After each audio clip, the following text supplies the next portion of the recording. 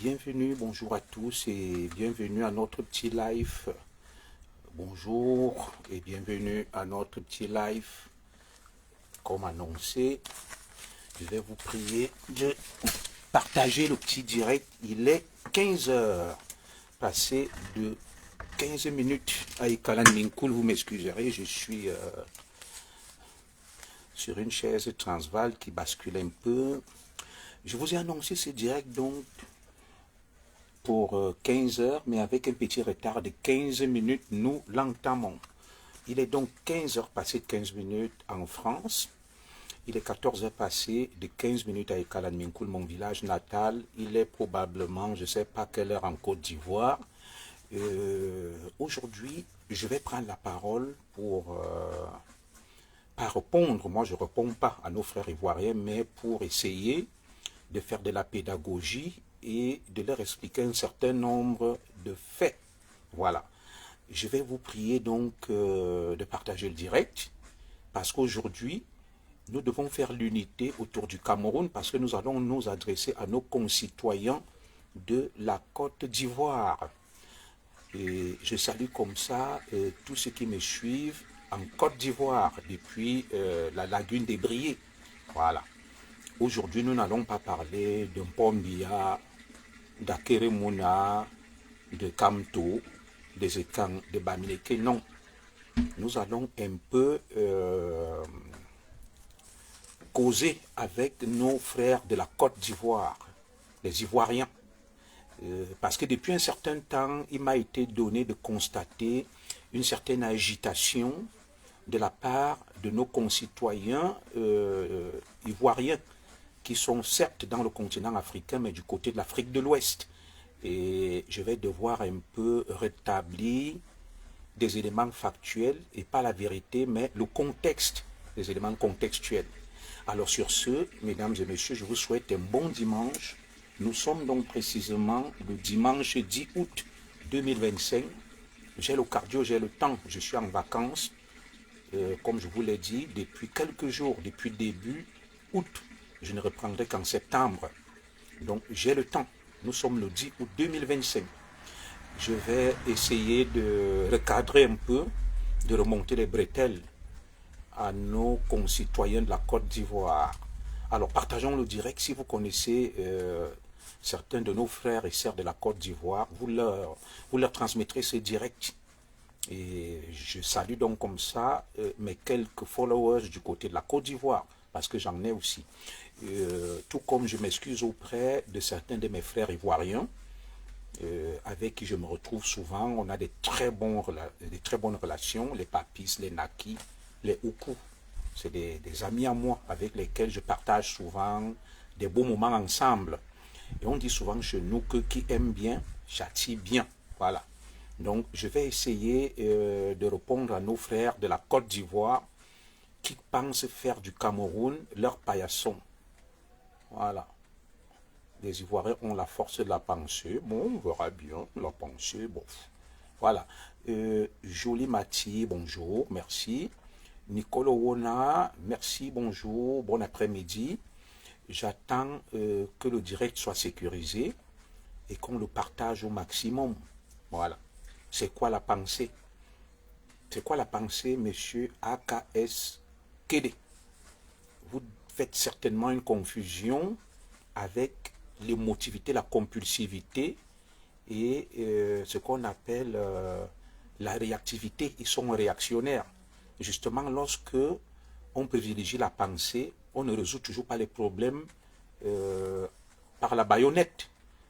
La pensée est antinomique à la baïonnette. Voilà. Nous ne sommes plus au Moyen-Âge, à l'époque des croisades, où c'est la force de l'idée qui comptait, c'est plutôt l'idée de la force qui compte. Alors aujourd'hui, merci Petit Fakada, bonjour à Guillaume Betty. Nous sommes tous du Cameroun, Vicky Show, et aujourd'hui, c'est le vert ou jaune. C'est le vert ou jaune qui va triompher. Nous allons parler du Cameroun et du vert ou jaune. Le Cameroun et le vert ou jaune. Voilà. Il n'y a point de clivage aujourd'hui. Il n'y a point de schisme. Il n'y a point de divisionnisme. C'est le Cameroun. Nous, au Cameroun, nous voulons juste un changement sans rien proposer. Tu as toujours été dans tes droits en dénonçant toutes les tares. C'est pas ça la question. AKSKD. Donc prends ton mal en patience, tu me suivras. Jolie Mati me dit, ça fait toujours plaisir d'écouter des gens positifs comme toi. Ça fait chaud au cœur. Merci beaucoup. Merci. Bon dimanche à vous. Je suis très honoré pour la confiance que vous me témoignez, m'accordez. Alors, ma nouvelle maxime, mon nouveau principe, c'est que, Daniel Abinelli, bonjour, mes directs ne durent plus pour éviter l'effet soporifique. Maximum 1 heure pour vous permettre de digérer et de pouvoir élaborer et comprendre. Rose Desclercs, bonjour et bon dimanche. Dans 3 minutes, nous allons donc aborder le vif du sujet. Aujourd'hui, nous allons parler des attaques incessantes de nos concitoyens de la Côte d'Ivoire contre le Cameroun, qui pensent que comparaison est raison. Nos concitoyens de la Côte d'Ivoire qui pensent que nous devons les singer, les clowner et les imiter. Non. Le Cameroun, c'est le Cameroun. Nous avons notre singularité, notre particularisme. Nous ne sommes pas obligés de faire comme eux. Je vais donc ici déconstruire la petite mentalité de nos frères de la Côte d'Ivoire. Donc, c'est direct, vous allez le partager auprès, n'est-ce pas, des sites, des influenceurs, lanceurs d'alerte, des blogueurs ivoiriens. Je salue comme ça le plus camerounais des Ivoiriens, M. Makosso, qui est un enfant adoptif du Cameroun, qui aime bien le Cameroun. Alors, une fois que je l'ai dit, ça c'était pour planter le décor. Nous allons aborder l'essentiel. Mes chers compatriotes, depuis un certain temps, je note une certaine agitation, une certaine fébrilité, une certaine frilosité de la part, bon dimanche à toi Patrick Manga, de nos concitoyens, parce que nous partageons le même continent, concitoyens, compatriotes, c'est la même patrie. Donc avec la Côte d'Ivoire, ce n'est pas des compatriotes, ce sont des concitoyens. Ils sont des concitoyens du continent africain. Kwalo Ngene, bonjour à toi, merci. Et les Camerounais sont mes compatriotes. Alors, je ne sais pas trop ce qui anime nos frères ivoiriens à toujours vouloir se comparer avec les Camerounais, à vouloir toujours avoir pour référentiel le Cameroun, à avoir, n'est-ce pas, pour boussole le Cameroun chaque fois qu'ils agissent et qu'ils posent des actes. Alors, donc, le Cameroun n'est pas limitrophe à la Côte d'Ivoire. Le Cameroun est situé en Afrique centrale. La Côte d'Ivoire est située en Afrique occidentale ou Afrique de l'Ouest. Donc, nous n'avons pas de frontières communes. Et ce direct se veut interactif. Je souhaite que beaucoup puissent interagir avec moi.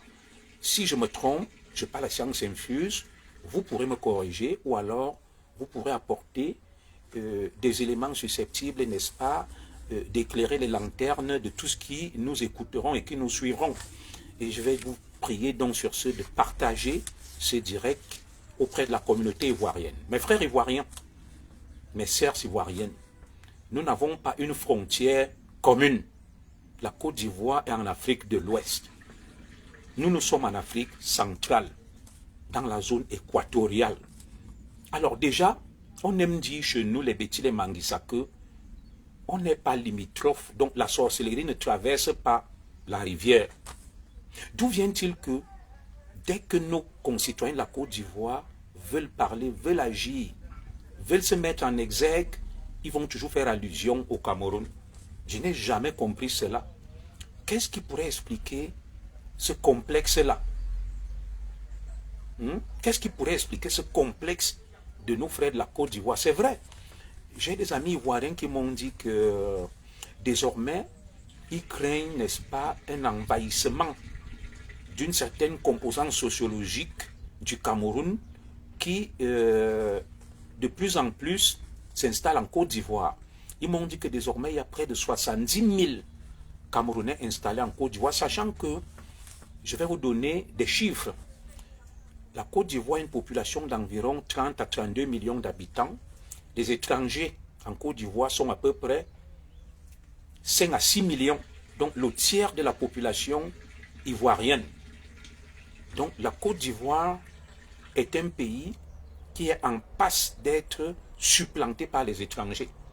Sur un ratio de 30 millions, il y a à peu près 6 millions d'étrangers en Côte d'Ivoire. C'est important qu'on le sache. C'est important qu'on le sache. C'est un pays ouvert vers l'étranger. C'est un pays extraverti à forte domination étrangère. Coucou à toi, Ginabel. Ça, c'est déjà le premier chiffre. Et actuellement, en Côte d'Ivoire, on estime les Camerounais à 70 000. Et la plus forte population en Côte d'Ivoire, si je ne me trompe, des étrangers, ce sont les Burkinabés. Ils sont à peu près 3 millions de Burkinabés qui vivent en Côte d'Ivoire. Donc il est important que ceux qui veulent parler de la Côte d'Ivoire, qui veulent faire, n'est-ce pas, une étude analogique, comparative entre le Cameroun et la Côte d'Ivoire, qu'on sache que nous ne sommes pas limitrophes. Ils sont en Afrique de l'Ouest, nous sommes en Afrique centrale. Il y a à peu près 6 millions d'étrangers en Côte d'Ivoire sur une population de 30 millions. Voilà. Et les Camerounais sont à peu près 70 000. Et il y a une certaine xénophobie qui s'installe là-bas et en même temps un certain lobby camerounais installé en Côte d'Ivoire qui est tenté, voilà, c'est 17% des hommes, tout à fait. Donc 17% de la population ivoirienne est d'origine étrangère. Vous imaginez, la Côte d'Ivoire est presque envahie. Et au Cameroun, on sait qui voyage le plus. Quand on dit 70 000 Camerounais installés en Côte d'Ivoire, nous savons que ce sont nos compatriotes, pour la plupart, de l'Ouest Cameroun, qui influencent fortement la pensée, l'idéologie en Côte d'Ivoire. On me l'a dit. D'ailleurs, les services de renseignement du Cameroun sont désormais très actifs en Côte d'Ivoire. C'est pour ça que vous allez remarquer, il y a beaucoup d'Ivoiriens qui se font passer pour des lanceurs d'alerte, des idéologues, des hommes politiques qui parlent du Cameroun, de l'âge de Paul Biya. Ce n'est pas le fait du hasard. Ça ne relève pas de l'ex nihilo. C'est quelque chose de pensé. Comme je vous l'ai dit, il y a une forte communauté camerounaise très politisée de l'Ouest Cameroun installée en Côte d'Ivoire. Il est important qu'on le sache. Alors, mes frères ivoiriens, une fois que je l'ai dit, je vais passer par le troisième élément factuel. Et ma grande sœur Brigitte Ivana Ngomo, bonjour. Excusez-moi, Sylvie Mbarga, bonjour. Ma grande sœur à moi. Tu sais, deux fois, ça peut m'échapper comme je suis concentré sur, en fait, le fil conducteur, la thématique. Si je me mets à dire bonjour à tout le monde, je vais perdre le fil de mes idées. Tu sais que tu es ma grande sœur chérie, hein, Brigitte Ivana Ngomo. J'espère que tout va bien et que le terrain que tu m'as gardé à Mbangasina, là, il est toujours là. Tu sais que tu es ma grande sœur à moi. Alors, le troisième élément factuel, c'est que mes amis du continent, quand on parle de la lutte de libération, tu tapes Côte d'Ivoire. Vous avez entendu un jour qu'il y a un nationaliste ivoirien. Au Cameroun, il y a eu une lutte de libération contre le colonisateur. Nous avons des noms. Lorsqu'on remonte plus loin dans l'histoire, on va vous citer les Rodolphe Douala Mangabel, les Martin Paul Samba. On va remonter vers les Ruben Oumniobe, les Osenda Fana, les Moumier, les Ernest Ouandie. Est-ce que vous avez connaissance d'un résistant ivoirien? Est-ce que vous pouvez me citer le nom des nationalistes ivoiriens? Et qui disent là qu'ils ont la niaque, ils ont la fougue, ils sont rageux, ils ont le fighting spirit, qu'ils ont un esprit chevaleresque, qu'ils savent se battre.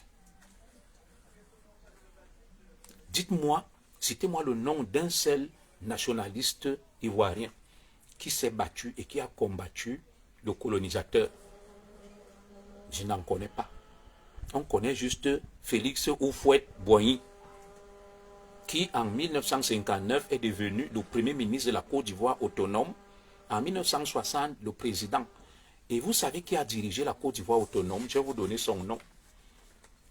Celui qui a dirigé la Côte d'Ivoire autonome, c'était un Français. On l'appelait Auguste Denise. Vous entendez ça? Auguste Denise, le premier dirigeant autonome de la Côte d'Ivoire. C'est quel nom ivoirien ça? Auguste Denise. Pourtant, au Cameroun, on va vous parler de Rodolphe Douala Mangabel, Martin Paul Samba, Ernest Wandje Mounier, Ruben Oumnobe, Oseda Fana, on en sofa. En Côte d'Ivoire, silence radio. Aucun nationaliste, aucun indépendantiste. Alors, il se découvre soudain une vocation de peuple guerrier, de combattant. Ça, ce n'est qu'une illusion. Ça s'appelle la fougue inutile. Les Camerounais n'ont rien à prouver et les Camerounais n'ont de leçons en matière de lutte et d'émancipation à recevoir de la Côte d'Ivoire. Est-ce que vous entendez le troisième élément factuel? Je suis en train de dérouler. Nous ne sommes pas limitrophes. Ils sont de l'autre côté, en Afrique de l'Ouest, nous sommes en Afrique centrale. Maintenant, en termes même d'émancipation, de lutte pour la libération, ils sont à des années-lumière du Cameroun. On ne connaît pas un seul nationaliste ivoirien qu'on pourrait citer. Est-ce que c'est ça leur complexe? Je n'en sais rien. Alors, la Côte d'Ivoire autonome a été dirigée par Auguste Denis, un Français. En 1958, j'étais le premier ministre de la Côte d'Ivoire autonome. Mais au Cameroun, le Cameroun autonome, dirigé par Ndje Marimbida, Amadou Ahidjo. Et vous avez la suite. Vous avez entendu ou Édouard Philippe ou Auguste Denis. Mais aujourd'hui, ils se bombent le torse d'être des grands guerriers ou Excellency Sévi, bonjour, bon dimanche. Voilà, d'être des grands guerriers, des grands combattants. Ils nous obligent à sortir de nos vacances pour venir les recadrer. Il n'y a pas de repos, même entre nous, Africains. Alors, je vais vous donner un autre élément très intéressant. La Côte d'Ivoire accède à l'indépendance le 7 août 1960.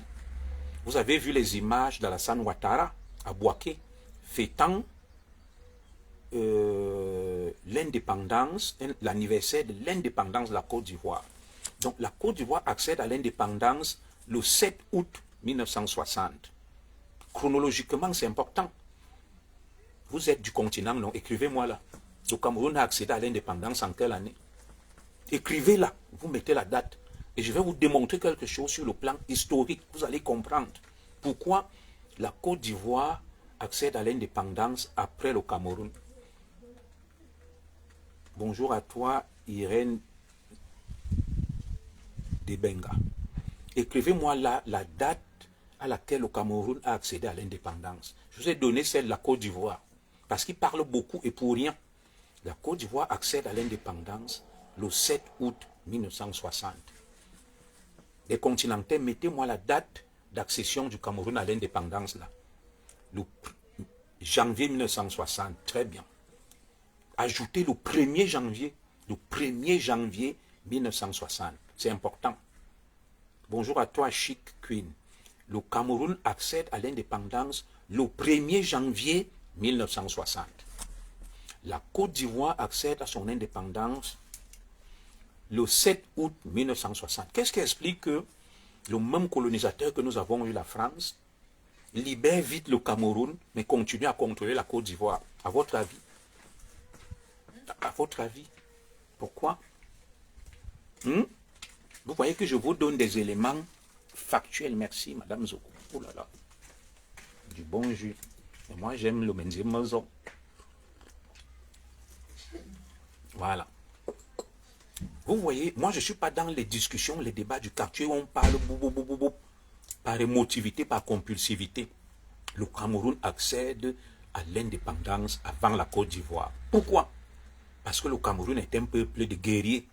Le Cameroun a combattu le colonisateur. Le Cameroun a mis le colonisateur en difficulté. Il y a eu une guerre de libération au Cameroun. La Côte d'Ivoire bénéficie de la lutte du Cameroun. Vous entendez ça? La Côte d'Ivoire a bénéficié de la lutte de libération menée par les nationalistes camerounais. Ça veut dire que si les nôtres ne s'étaient pas battus, la Côte d'Ivoire serait une colonie française. Elle serait un département français jusqu'à cette date. C'est pour ça que on commence par nous, l'enfant le plus turbulent, le plus compliqué, celui qui s'est battu le plus. C'est grâce à nous que les autres auront. Et vous allez remarquer que la plupart des drapeaux là ressemblent à celui du Cameroun. Quand le Cameroun est indépendant, ça va suivre. Ça va suivre dans les autres pays. Je vais vous prendre un autre exemple. La France libre. Vous entendez la division de Leclerc, le général Leclerc, pour aller libérer la France. Est parti d'où? Les tirailleurs s'entraînaient, je vous ai parlé de ça dans l'histoire du Cameroun, à Oulézois.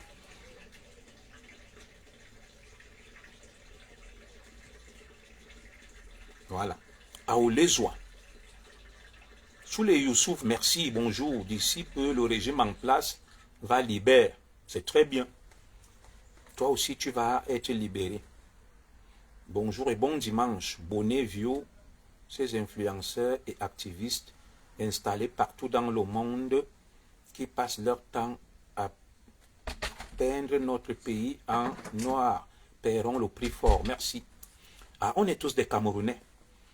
On peut se plaindre, on peut revendiquer, bon, mais tout dépend de la manière. Alors, je vous disais donc que vous avez entendu parler de la division Leclerc. La deuxième personnalité dans l'armée de la France libre, c'était le colonel Leclerc, lycée général Leclerc. La division Leclerc, parti du Cameroun pour aller libérer la France. Le colonel Leclerc, devenu général, a joué un rôle capital. C'était le commandant en chef des troupes sur le terrain. De Gaulle était le chef militaire qui donnait des ordres. Celui qui se battait sur le terrain, c'était le colonel Leclerc, le lycée général Leclerc. Et la base des tirailleurs était à Oulézois, où on a exproprié des populations. Vous avez suivi l'affaire des riverains d'Oulézois. C'est là où l'armée de la France libre s'entraînait et entraînait les tirailleurs. Les premiers anciens combattants partis à l'assaut pour prêter main forte à la métropole sont partis du Cameroun. Ils sont partis du Cameroun. La Côte d'Ivoire était où? Ils parlent beaucoup, ils braillent, ils sont des guerriers, des combattants. Ils ont combattu où? Quand? À quel moment? Lorsqu'on remonte même encore plus loin, avec l'arrivée des Allemands, les Camerounais se sont opposés aux Allemands. Il y a eu des guerres avec des massacres. Citez-moi un seul instant en Côte d'Ivoire où ils se sont battus et qui réclament à corps et à cri le fighting spirit, le Hemley. Non, ils n'ont aucun Hemley. Ça, c'est seulement le bruit. Vous savez, nos concitoyens ivoiriens se comportent comme la racaille des cités, ici, là. La racaille des cités. La racaille des cités, tout se règle par la violence. Un peuple où tout se règle par la violence est un peuple attardé, arriéré, sur le plan de la civilisation. Si vous avez quelqu'un qui réfléchit avant d'agir, qui ne prône pas toujours la violence, la force, ça veut dire que c'est quelqu'un de mature, de raisonnable, de responsable, de civilisé, de manière prosaïque, on aime le dire. Mais par contre, quelqu'un qui est prompt à la bagarre est un homme émotif, c'est un réactionnaire. C'est quelqu'un qui ne réfléchit pas. Oui, donc nos frères ivoiriens pensent que être prompt à la bagarre est une qualité. Aller tout le temps faire la guerre est une qualité. Aller tout le temps à l'affrontement est une qualité, non. Ça veut dire qu'on est un barbare, on est rétrograde. On est un homme du néolithique. Les problèmes dans le monde actuel, le problème dans le monde actuel, Leclerc n'a pas libéré la France sans violence. Mais c'est quoi la violence? Est-ce que Leclerc allait attaquer les Français, les brutaliser, taper les femmes et les artistes en France que vous êtes obligés de vous joindre à la libération? Mon frère Domiglas Palace, Leclerc a organisé la résistance avec les volontaires, les patriotes. Leclerc n'obligeait personne à se joindre à la lutte de libération. Il ne forçait pas les artistes, il ne brutalisait pas les mamans, les femmes, les enfants. Je n'ai pas souvenance des exactions commises par le colonel Leclerc, où il obligeait nos femmes, nos mamans, nos enfants à intégrer l'armée de libération de la France libre. Je te réponds calmement et on continue. Donc, Un peuple dont je suis en train de parler de l'anthropologie civilisationnelle et culturelle. Lorsque vous avez un enfant qui, chaque fois qu'il y a un problème, préfère privilégier la force, la bagarre, c'est un enfant mal éduqué, rétrograde, pas civilisé. Les problèmes ne se règlent pas à la baïonnette. Les problèmes se règlent par le dialogue, la discussion, les arguments. Alors, les Ivoiriens qui pensent qu'ils doivent aller de guerre en guerre, de massacre en massacre, de bain de sang à bain de sang, que c'est une qualité, ils se trompent amèrement. Ils se trompent amèrement.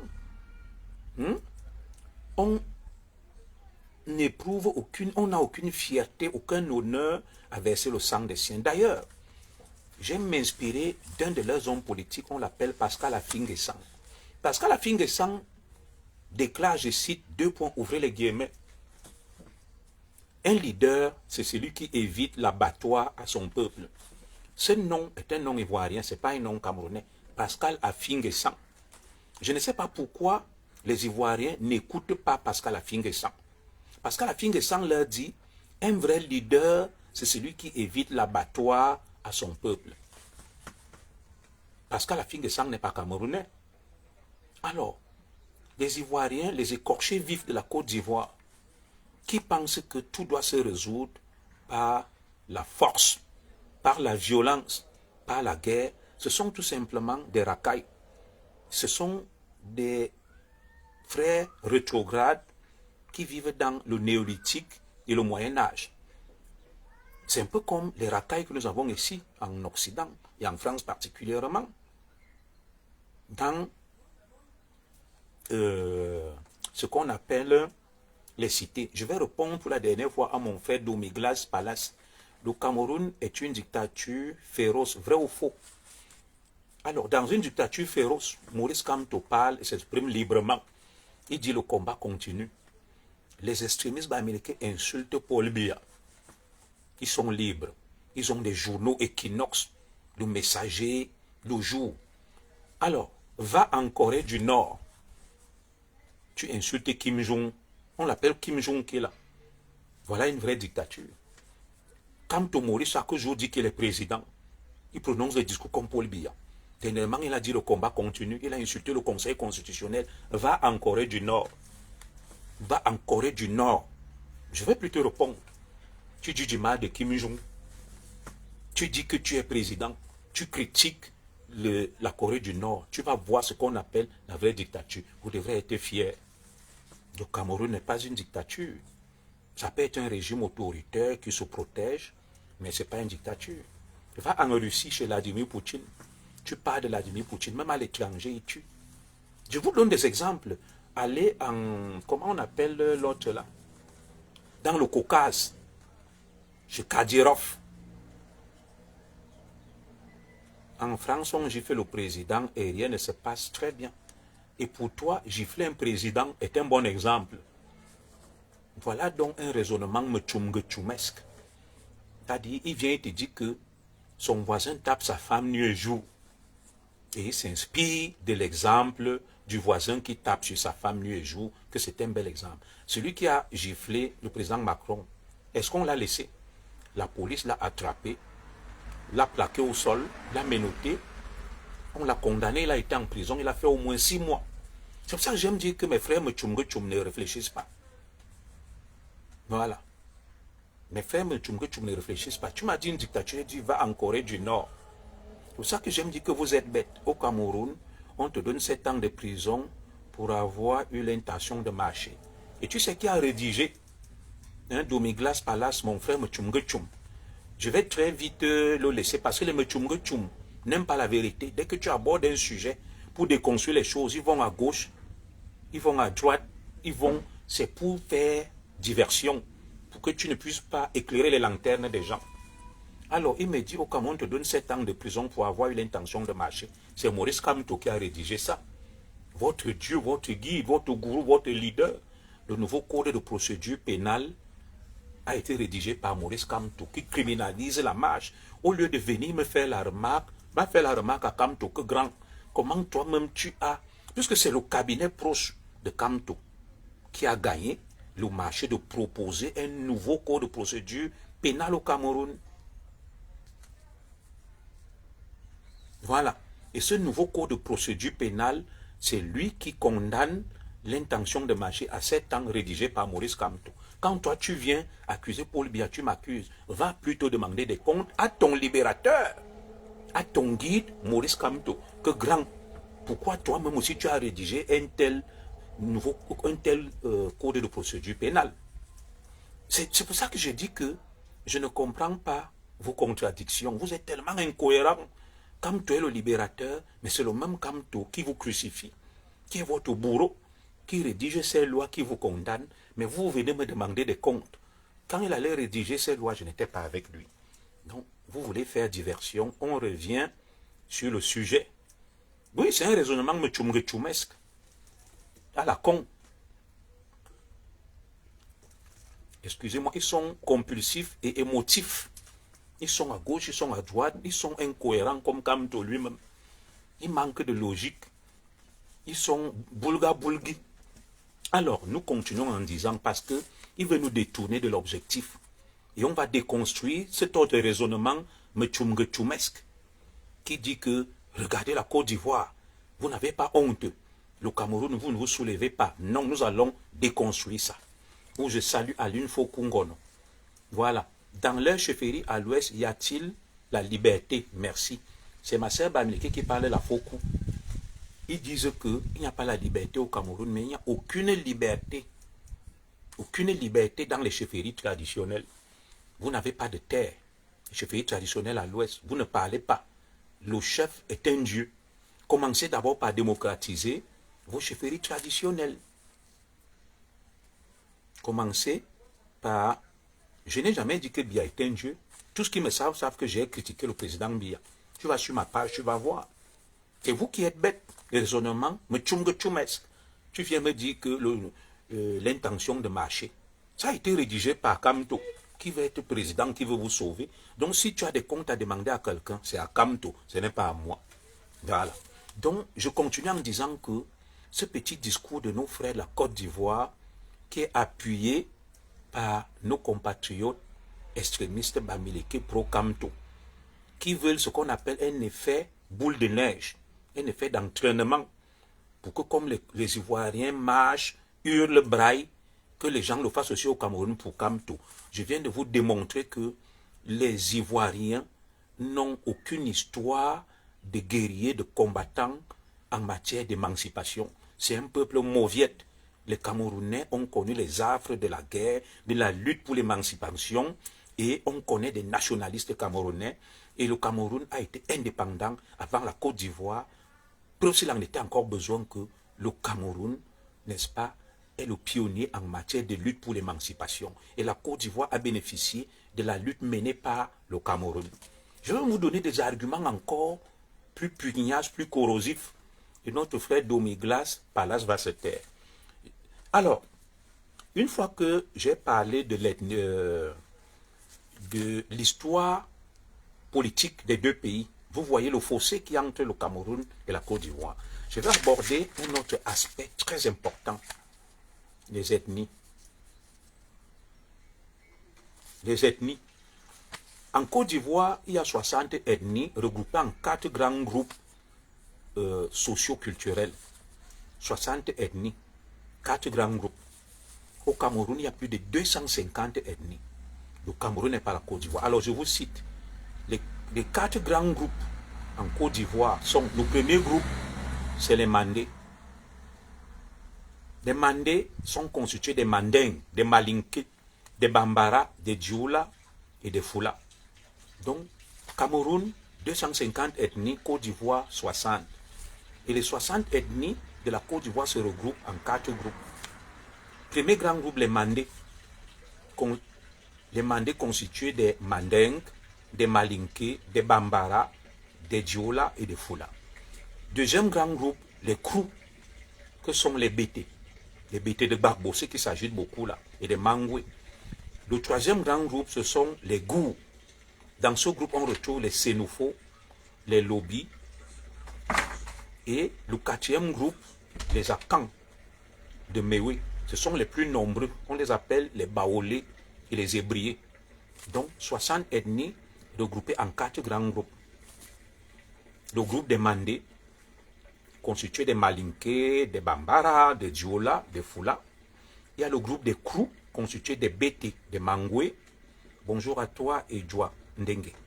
Il y a le groupe des Gour, constitué des Sénoufo, des Lobis venus du Burkina.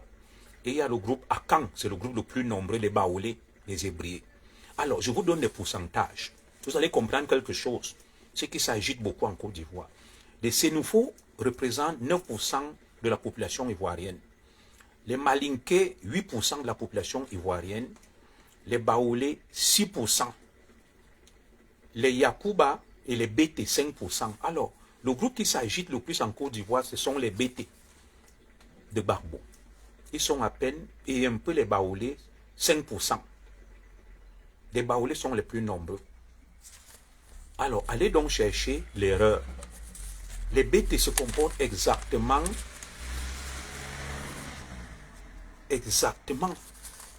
comme les partisans de Kamto, nos frères de l'Ouest Cameroun, comme une bonne partie d'entre eux. Ils sont minoritaires, ils s'agitent, ils font du bruit, tout le temps ils veulent le pouvoir avec Gbagbo. Ils ont été à l'origine de plusieurs guerres en Côte d'Ivoire. Le sang a coulé, le sang des Ivoiriens. Il y a eu des massacres, des viols, mais ils ne s'arrêtent pas. Ils sont comme certains extrémistes de l'Ouest Cameroun. Oui, les Bété de Gbagbo, comme vous voyez là. Ce sont les Bamileke de la Côte d'Ivoire. Ces deux-là doivent se mettre ensemble. Les extrémistes Bamileke pro-Kamto sont comme les Bété de Gbagbo. Des extrémistes hors pair minoritaires. Ils veulent le pouvoir, ils sont prêts à tout. Ils sont à l'origine de beaucoup de guerres et de massacres en Côte d'Ivoire. Et je vais m'expliquer.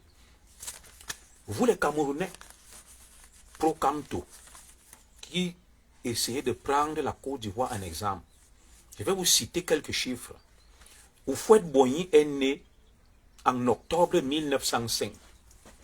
Amadou Ahidjo est né le 24 août 1924. Vous savez pourquoi je vous donne ces deux dates-là?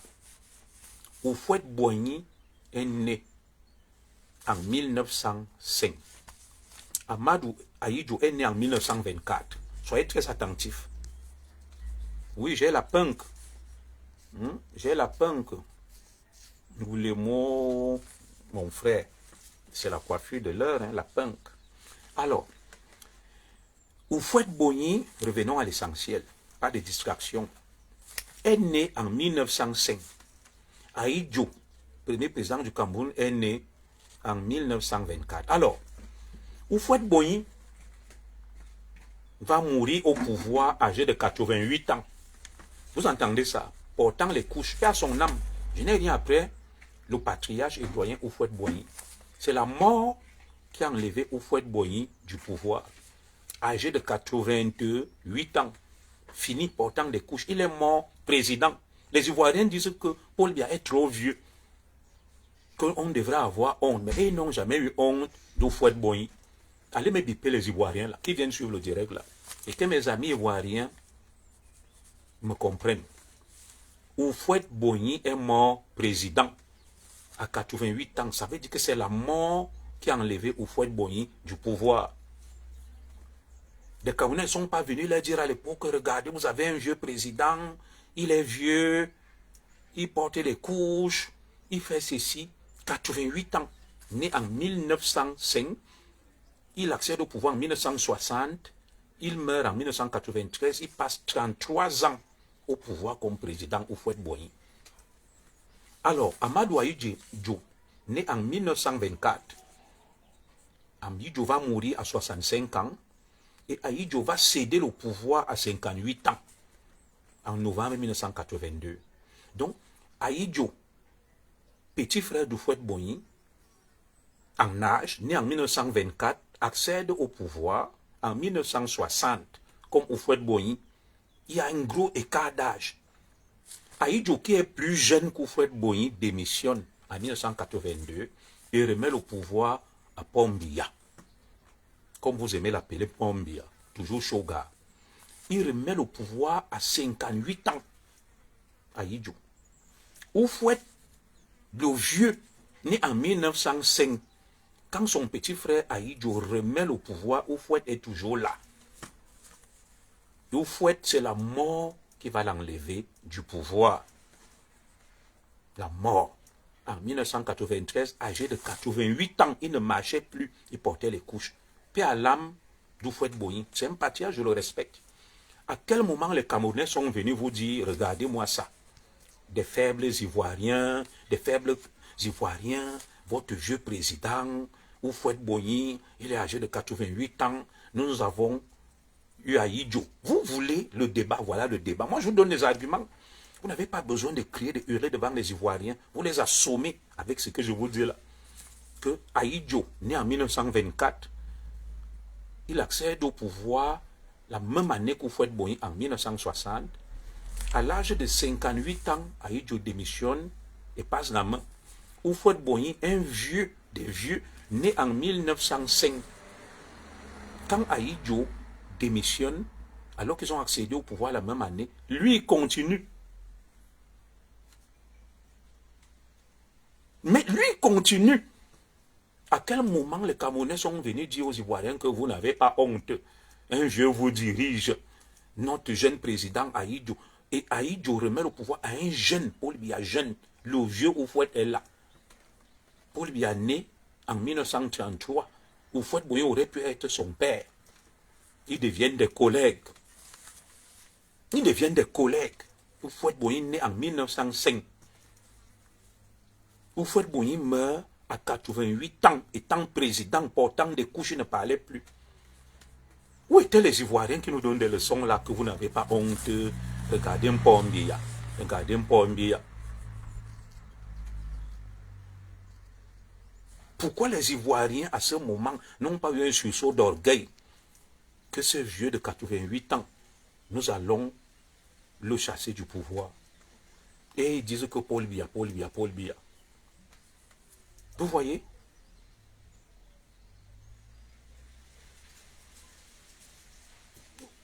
Ça dit, allons-y, faisons une étude comparative. Paul Biya est trop vieux. Voilà. Et les Camerounais sont lâches et faibles dans leur Côte d'Ivoire et ils n'auraient jamais accepté ça. Houphouët Boigny, il meurt à 88 ans étant président. Ça veut dire que si Houphouët Boigny était encore vivant, il serait toujours président en Côte d'Ivoire. C'est la mort qui a mis fin, n'est-ce pas, au règne de Houphouët Boigny. Mon frère Roger Focho, merci Kanga de m'avoir écouté, merci. Mon frère, ne m'insulte pas, bon dimanche. Comme tu as perdu le temps à m'écouter, moi je te remercie de m'avoir écouté, mon frère. Bon dimanche. Tara, nous ne sommes pas en guerre. On discute, on raisonne. Arrêtez aussi, non, bon, l'esprit là, que c'est toujours la tcham. Eh, bro, on ne peut même pas aussi être qu'un dimanche comme ça, on reste tranquille. Il y a désormais la guerre entre nous. On est des bros dans nous. Hein, mon bro, Rodrigo Focho Kamga, calme-toi un peu, non, bro. Calme-toi. Appelle ta femme, tes enfants, bois une bière. Dis-leur que, bon, notre frère Zogo est en train de parler là. Je ne suis pas d'accord avec lui, mais on n'est pas en guerre. Mais tout chez vous, c'est le c'est la guerre. Et qui est mbom. Qu'est-ce qu'il y a, non? On se calme un peu. Nous tous, on est du continent. Ce beau pays là où on dansait, on met le mangambe, tout le monde met les fesses en l'air. On met le bikutsi, tout le monde tremble. Il y a. Qu'est-ce qui se passe même, non? Hein, bro, dis-moi. Dès que tu arrives, boum, tu vois un nom et Kanzogo. Ton cœur devient noir. Qu'est-ce qu'il y a même? Hein, bro? Oh, vous aussi, vous exagérez. On est déjà en guerre entre nous. Même si ce que ton bro dit ne t'arrange pas. Mais bro, tu restes tranquille. Ah, cette haine atavique là. Bro, calme-toi. C'est un dimanche. On continue. Ok? Voilà. Faut te calmer. Alors, je disais donc que Houphouët Boigny, un vieux, meurt président. Et à son âme, je le respecte, âgé de 88 ans. 88, portant des couches, son règne est arrêté par la mort.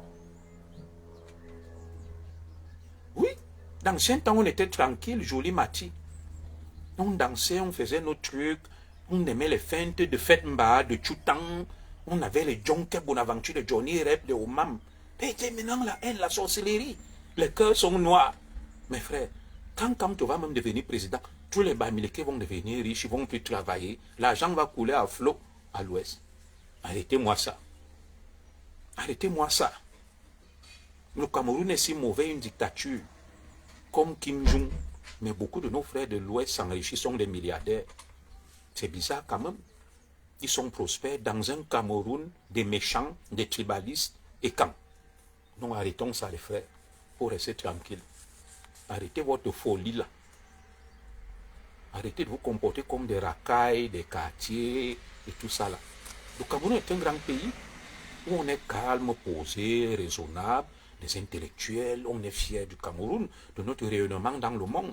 Vous ne pouvez pas laisser la Côte d'Ivoire venir nous insulter. Quand tu vas dans un pays comme la Belgique, il y a quel médecin ivoirien en Belgique, en France? Partout où tu pars, il y a des médecins camerounais.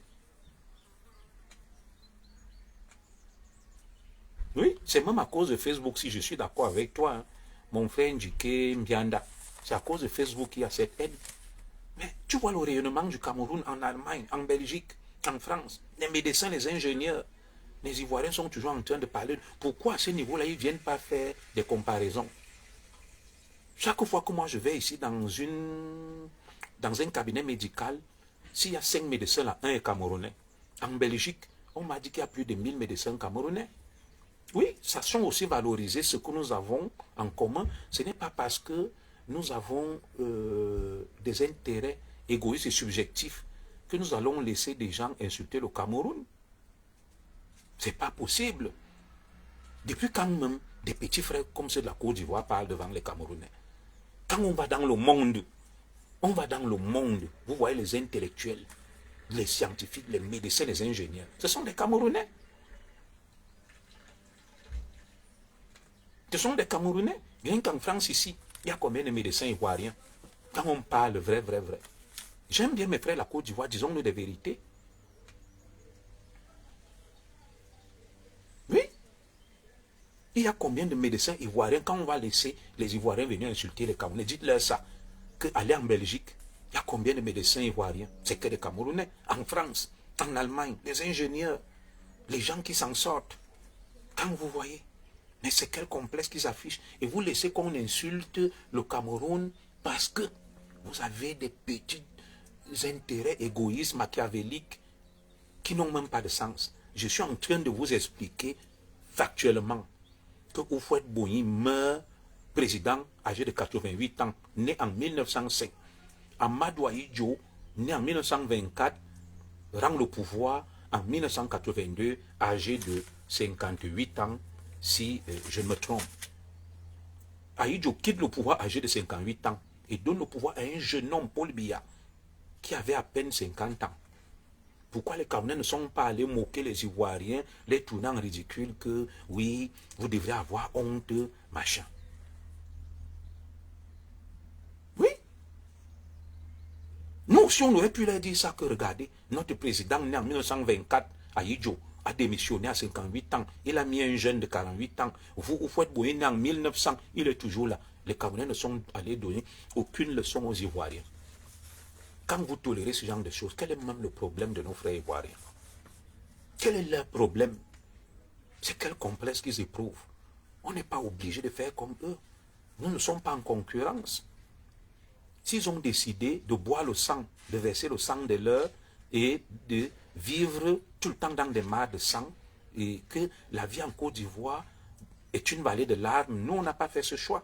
Les Camerounais sont raisonnables, des intellectuels, on peut s'insulter entre nous, discuter, mais à un moment, quand ça ne va pas, on s'arrête.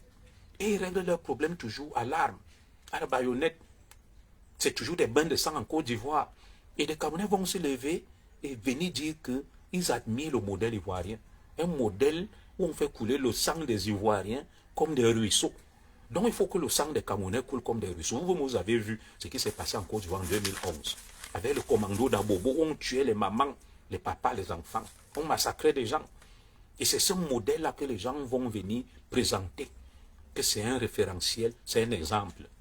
Donc, nous devons massacrer les Camerounais, faire couler le sang, pour montrer qu'on est des gens émancipés, on est pour le progrès et le développement. Donc, le développement passe par des bains de sang. Bonjour à toi Isabelle, Jeanne Magne, ma soeur, Donc arrêtons la bêtise. Arrêtons la bêtise de se lever et de dire que Paul Biya est vieux. Ou Fouette est mort vieux. À 88 ans, on le soulevait. Il portait les couches. Pendant ce temps, Aïdjo, plus jeune que lui, a démissionné à 58 ans. Ou Fouette allait mourir à 88 ans, étant président. Est-ce que Oufouette est parti du pouvoir? Il y a eu une alternance en Côte d'Ivoire avec Houphouët-Boigny. Aucune. C'est la mort qui a mis fin au mandat d'Houphouët-Boigny. Donc, arrêtez de nous prendre des histoires à la con. Je vais vous prendre un autre exemple, vous qui parlez beaucoup là. Avant de revenir sur une histoire tragique en Côte d'Ivoire, je vais vous parler du président Gbagbo. Le président Gbagbo a écrit un livre pour les Camerounais qui ne le savent pas et à mes amis ivoiriens qui parlent beaucoup. Les Ivoiriens disent qu'ils ont marché pour Gbagbo, pour qu'il soit président, et que nous, on doit avoir honte de Paul Biya. Je vais donc informer les Ivoiriens sur quelque chose. Laurent Gbagbo a écrit un livre intitulé « Pour la vérité et la justice ».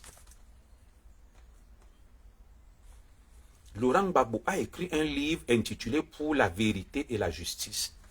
Dans ce livre, Laurent Gbagbo cite le président Paul Biya comme un exemple.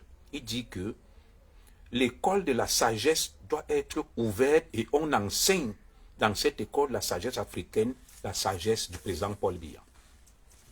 C'est Laurent Gbagbo qui parle. Je vais vous lire quelques bonnes feuilles de ce livre. Vous entendez ça? Des Ivoiriens qui marchent pour que Gbagbo soit président et disent que leur modèle c'est Gbagbo. Et que Ouattara, Abba Ouattara, Paul Biya est un vieux, on devrait avoir honte. Laurent Gbagbo a en admiration Paul Biya. Ils ne le savent même pas. Ils ne se cultivent pas, ils ne lisent pas. Laurent Gbagbo a donc écrit un livre intitulé « Pour la vérité et la justice ». Et je vais vous lire quelques extraits de ce livre-là. Et vous allez comprendre des choses. Laurent Gbagbo, dans son ouvrage « Pour la vérité et la justice », l'ancien président ivoirien déclare que l'Afrique doit penser ouvrir des écoles de la sagesse pour enseigner la sagesse du président camerounais aux générations futures. C'est Laurent Gbagbo qui parle. C'est Laurent Gbagbo qui parle de Paul Biya. Est-ce que vous entendez ça? Quand vous laissez des gens venir dire n'importe quoi sur le Cameroun, Laurent Gbagbo, l'idole, le gourou des marcheurs en Côte d'Ivoire, a en admiration Paul Biya. Dans son livre, il le dit, et je continue. Il dit, un héros célébré hors de son pays, Paul Biya, au-delà de sa posture de chef de l'État du Cameroun, vous entendez ça, est considéré par de nombreux présidents africains comme un sage et une véritable référence en matière d'humanisme. Car à 85 ans, dont bientôt 36, au moment où il écrivait son livre, au pouvoir, le fils d'Etoudi, écoutez bien ce Gbagbo qui dit, demeure le grand pilote d'un pays envié à travers le panafricanisme à ses populations.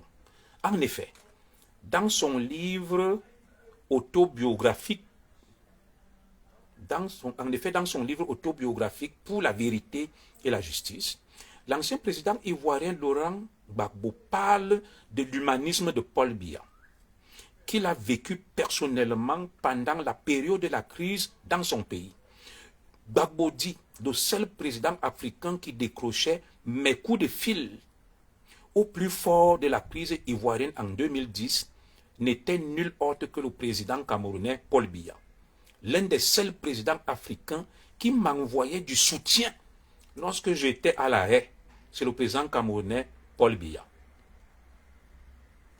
L'Afrique doit penser ouvrir des écoles de la sagesse pour enseigner la sagesse du président camerounais aux générations futures.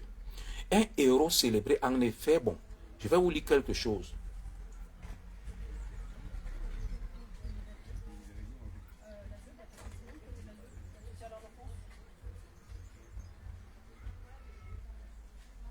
Alors, il poursuit en disant que pour des observateurs avertis, c'est fort de cette vision éclairée de l'auteur de Pour le libéralisme communautaire qui s'est traduite par des actes concrets en charité que l'ex-président du Front populaire ivoirien, FPI, pense qu'il n'y a aucun doute que l'homme du 8 novembre 1982 est un panafricaniste dans l'âme. Il y a un seul président en Afrique, tous le croient, France-africain. C'est Gbagbo qui dit. Il y a un seul président en Afrique, tous le croient France-africain. Mais en réalité, c'est un panafricain et panafricaniste dans l'âme. Le président Paul Biya, l'Afrique doit penser ouvrir des écoles de la sagesse pour enseigner la sagesse du président Biya aux jeunes Africains. Je l'ai vu, le président Biya, du haut de mon statut de président de la République, manœuvrer la sagesse. À la réalité, il est incontestable que les violences ponctuées de destruction multiforme et atteintes graves à l'intégrité physique de paisibles citoyens ont causé un grave préjudice à la nation ivoirienne. Pour autant, le président Paul Biya, connu pour un humanisme longtemps éprouvé, a toujours opté plus pour une résolution des tensions sociopolitiques qui en ont résulté par la voie de la tolérance et du dialogue.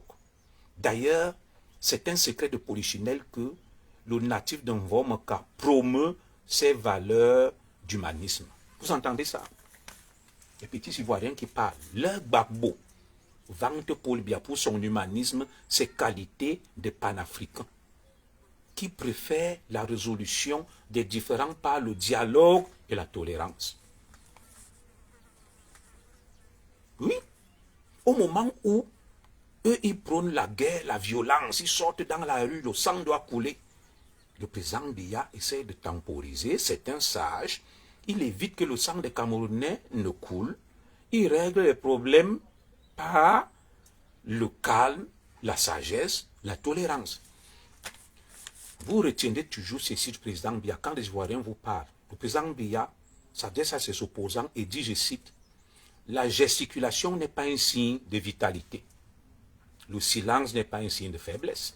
Ce n'est pas parce que quelqu'un s'agite qu'il est fort et intelligent. » Le président Biya, il y a eu des occasions où les Camerounais ne l'ont pas écouté, il y a eu des guerres. Mais le président Biya fait le maximum d'efforts possibles pour régler les problèmes, les différends par le dialogue, le calme, la tolérance. Pascal Afin Guessang le dit. Un grand leader, c'est celui qui évite l'abattoir à son peuple. Alors, je vais dire ceci, et merci de le rappeler à Isabelle Jeanne. Nous avons beaucoup versé de notre sang lorsque nous combattions. Je suis sur TikTok. Il faut mettre ce direct sur TikTok. Nous avons versé du sang des nôtres lors de l'occupation allemande.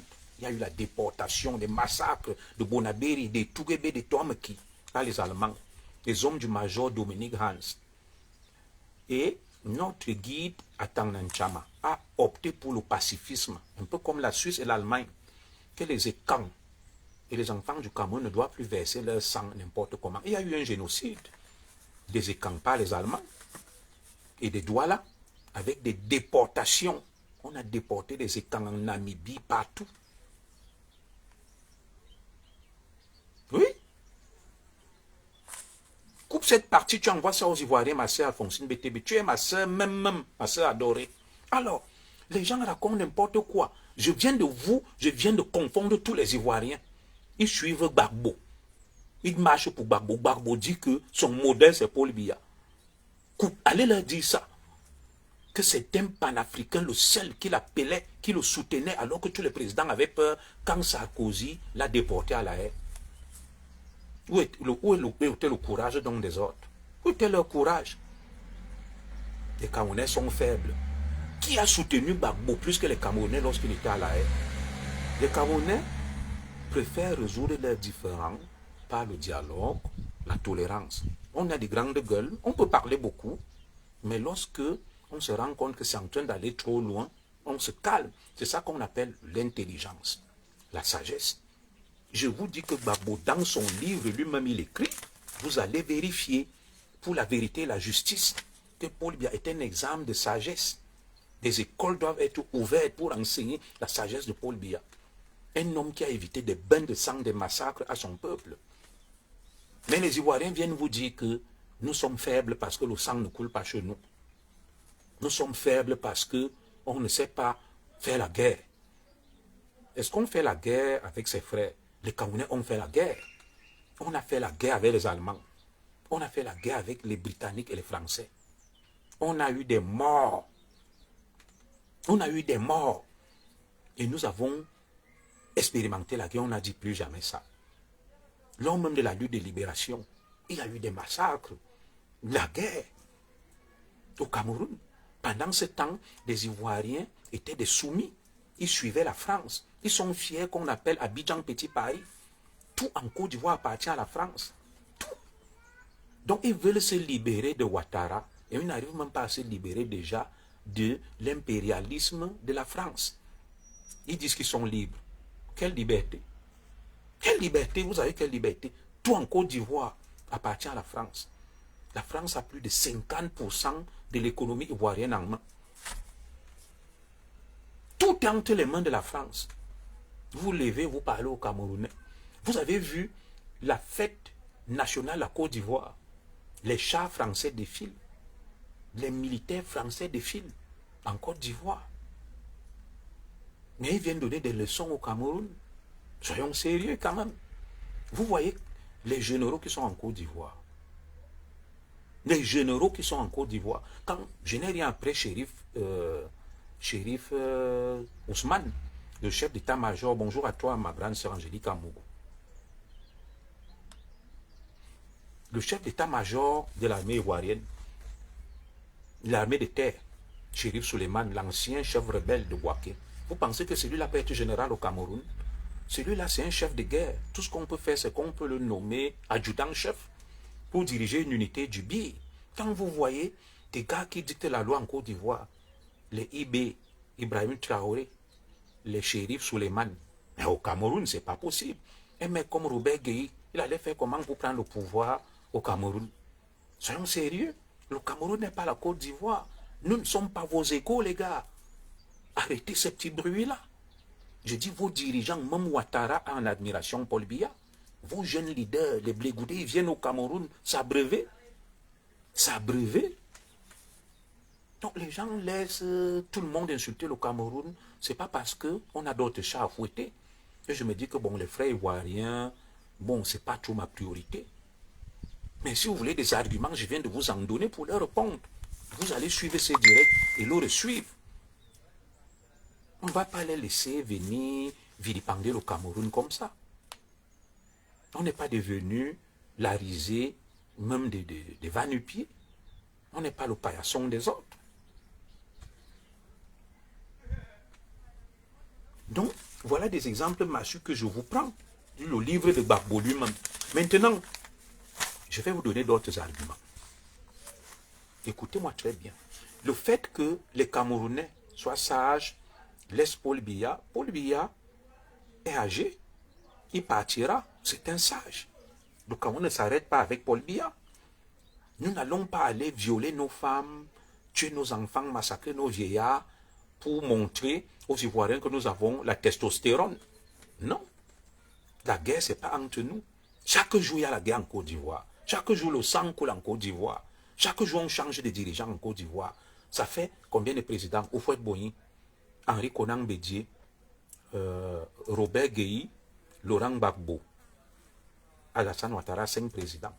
Étonnant donc qu'on ait changé autant de présidents en Côte d'Ivoire, mais que la Côte d'Ivoire n'arrive pas à se stabiliser, qu'il y ait toujours des problèmes en Côte d'Ivoire. Mais on n'est pas les camarades des Ivoiriens. Il faut qu'ils apprennent à nous respecter. Ce sont mes frères, j'ai des amis là-bas, je les aime bien, mais il faut qu'ils arrêtent. Voilà. Donc, qui a même dit à certains soutiens de Camto, il y a ces Ivoiriens qui marchent que l'alternance est synonyme de développement. La preuve, ils disent que le Cameroun n'est pas la Côte d'Ivoire. Ils ont donc déjà changé combien? 5 présidents. Nous, on en est au deuxième. Étonnant donc que la Côte d'Ivoire soit toujours instable, le sang soit toujours en train de couler, qu'il y ait des guerres. C'est une preuve donc que l'alternance ne garantit pas la stabilité. Sinon, regardez le Cameroun de Paul Biya. 43 ans avec le même président. La Côte d'Ivoire a déjà changé 4 présidents. Mais les Ivoiriens ne sont toujours pas en paix. Pourtant, il y a eu l'alternance en Côte d'Ivoire. Il y a eu l'alternance en Côte d'Ivoire. C'est ça que je ne comprends pas. Pour moi, c'est une espèce d'hérésie, de folie, d'estopelle. La Côte d'Ivoire change le président, il y a alternance, ce que les partisans de Kamto réclament au Cameroun. Mais il n'y a pas de stabilité, il n'y a pas de progrès en Côte d'Ivoire. Mais si le changement de président était donc synonyme de progrès, pourquoi les Ivoiriens seraient toujours en train de se faire la guerre, de verser le sang, de s'entretuer, alors qu'il y a eu Konan Bédié qui a succédé à Houphouët Boigny, il y a eu Robert Guéhi, il y a eu Laurent Gbagbo, il y a eu Alassane Ouattara. Je vais même plus loin. Vous soutiens de Kamto, mes frères là, qui allez prendre la Côte d'Ivoire comme exemple, et vous qui avez la Côte d'Ivoire en admiration. Je vous pose une question. Merci Nadine et Dima. Je voulais prendre cet exemple. Il y a eu alternance au Mali. Vous vous souvenez, il y a eu un coup d'État. ATT a chassé le dictateur qui était là, Moussa Traoré. Le colonel ATT a pris, ATT lui-même on l'a chassé. Et il y a eu Ibeka au Mali, Ibrahim Boubacar Keïta, élu démocratiquement au Mali. Il y a eu alternance. Pourquoi le Mali a toujours des problèmes au point où Assimi Gota est obligé de revenir faire un coup d'État, alors qu'il y a eu élection libre et transparente et démocratie au Mali avec Ibeka. Tout le monde connaît Ibeka, Ibrahim Boubacar Keïta. Pourquoi le Mali n'a pas décollé le take-off, le développement, le progrès? Je continue. Le Niger, avec le général Chiani, il y a eu alternance des présidents démocratiquement élus au Niger. Mais le Niger s'empêtre toujours dans des difficultés. Rien n'a bougé, rien n'a changé. Pourquoi? Si le changement de président, l'alternance était synonyme d'émancipation, pourquoi le Niger a connu des coups d'État? Je continue. La Guinée-Conakry, avec le professeur Condé, Alpha Condé, il a pris le pouvoir en Guinée-Conakry. C'était un démocrate par des élections libres et transparentes. La Guinée-Conakry s'est empêtrée dans des difficultés et tout et tout. À la suite du coup d'État de Dadis Camara, Alpha Condé a pris un démocrate. Pourquoi le colonel Doumbouya est revenu faire le coup d'État à la suite d'un changement démocratique? Vous qui pensez qu'il suffit d'enlever Paul Biya, de mettre Kamto, c'est fini, les problèmes du Cameroun sont résolus. Il y a eu l'alternance dans beaucoup de pays. Je vais même au Burkina Faso, où vous citez le jeune capitaine Traoré en exemple. Je ne vais pas remonter à l'époque de Sankara, je reviens. On l'appelait Roch-Marc Kaboré au Burkina Faso. C'était un président démocratiquement élu. Il y a eu démocratie, changement, alternance à la tête du pays. On a chassé Blaise Compaoré, qui était décrit comme un dictateur, un tyran. Un président démocratiquement élu a pris le pouvoir, Kaboré. Qu'est-ce qu'il a fait? Il a mené le Burkina où? Pourquoi Ibrahim Traoré et d'autres ont refait des coups d'État? Vous qui pensez qu'il suffit de changer un président, il suffit qu'il y ait alternance au sommet de l'État pour que le développement suive. Les exemples sont légion. Je peux vous en donner en Tunisie, les Ben Ali qui sont partis. Des exemples, ils sont légion. On peut en citer des tonnes. Alors, voilà des pays comme la Chine. La Chine est une dictature. Et même la Corée du Nord. Mais regardez le développement de la Chine. La Chine a quelle démocratie? La Chine a un parti communiste où c'est le comité central qui désigne le président. C'est un pays hautement centralisé. Mais regardez comment la Chine se développe. Et nous tous, nous avons la Chine en admiration. Est-ce que la Chine est une démocratie?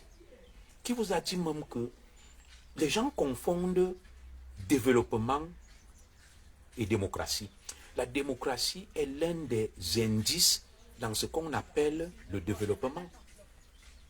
Ce n'est pas la démocratie, l'alternance au pouvoir qui garantit le progrès et le développement. Il faut vous enseigner ça dans ce qu'on appelle le droit international du développement, le DID que j'ai fait à l'université. Voilà la Libye, qui avait un dictateur Kadhafi qui se portait mieux. On l'a tué. Qu'est-ce que la Libye est devenue aujourd'hui? Les exemples sont légion, les gars. Donc l'Afrique n'a pas compris une chose. Et surtout, et j'aime beaucoup le président Tchafa qui le dit, il y a 2 livres que je vous conseille. Axel Kabou, et si l'Afrique refusait le développement, allez lire cette dame. Elle a écrit un ouvrage très intéressant que chaque Africain devrait lire. Axel Kabou, et si l'Afrique refusait le développement. Voilà. Et un autre livre a été écrit par Cheikh Hamidou Khan, L'aventure ambiguë. Qu'il faut apprendre à lire le bois au bois. On ne peut pas rester comme Samba Diallo qui a fait l'école coranique, qui récite des versets coraniques à longueur de journée, qui ne sait pas lire le bois au bois. Derrière cette métaphore, lire le bois au bois, se cache un message subliminal, le développement. Nous n'avons inventé ni la boussole, ni la poudre, ni la caravelle. On a beau mettre, on prend même le Cameroun, on met Jésus-Christ à la tête du Cameroun. Si nous ne créons rien, nous n'inventons rien, nous ne fabriquons rien, dans 6 mois, il y aura les pleurs. Kamto, que vous dites là-haut, Kamto va arriver, va créer les richesses. Kamto va recourir au FMI pour qu'on ait de l'argent. Kamto va faire avec ce qu'on a. Le développement passe par la création des richesses, la formation des ingénieurs, des médecins, des industries, pour qu'il y ait de la valeur ajoutée. Et la démocratie, l'alternance est un critère dans ce qu'on appelle l'indice de développement, mais ce n'est pas la condition du développement. Il faudrait encore vous enseigner ça. Nous qui avions fait quand même droit public avec ce qu'on appelle le droit international du développement, le DID. Ah oui, quels sont les critères du développement? La démocratie et l'alternance, ou ce qu'on appelle la bonne gouvernance politique, ne garantissent pas le développement. Ça ne garantit pas le développement. Ce n'est pas parce qu'on a enlevé Paul Biya, qu'on a mis Kamto, que le Cameroun devient un grand pays. Non. Il faut créer des structures capables, n'est-ce pas, de propulser le développement. Ce qu'on appelle des structures, des projets structurants. Avoir l'industrie pharmaceutique, l'industrie automobile, énergétique, tout ce que vous imaginez. Si nous ne créons rien, on prend un président, on met à la tête d'un pays fantoche qui ne crée rien, les mêmes problèmes seront toujours là. On déplace juste le problème. On ne résout pas le problème. On ne résout pas le problème. Le problème de l'Afrique va se résoudre par le développement. C'est un peu ce que le jeune capitaine Traoré a compris. Et même les mecs de l'Afrique, je crois, l'AES. Oui, tant que nous n'avons pas fabriqué le feu, inventé le feu, la poudre, la boussole, la caravelle, malheureusement, nous mettons même Jésus-Christ à la tête du Cameroun. Il va impulser le développement avec quoi? Il va nous gérer avec quoi? Si les gens ne créent pas des richesses, si on ne fabrique pas, on est toujours là, on bavarde, on parle. Il faut, lorsqu'on vous parle de l'Union européenne, qui s'est construite sur 2 dimensions, écoutez ça très bien. J'étais à Bruxelles, en Belgique, avec ma femme. Je lui ai dit, tu vois Maastricht, elle ne comprenait pas. Les accords de Maastricht et les accords de Schengen. Alors, l'Union européenne s'est construite sur la base de 2 piliers. Sur la base de 2 piliers. Le pilier politique et le pilier économique.